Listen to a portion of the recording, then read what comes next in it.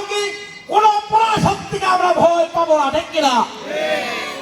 আমরা ইতিমধ্যে লক্ষ্য করছি ঠাকুরের প্রত্যন্ত অঞ্চলে জামাত ইসলামের নেতা কর্মীদেরকে হুমকি দেওয়া হচ্ছে, জামাত ইসলামের ভোটারদেরকে হুমকি দেওয়া হচ্ছে।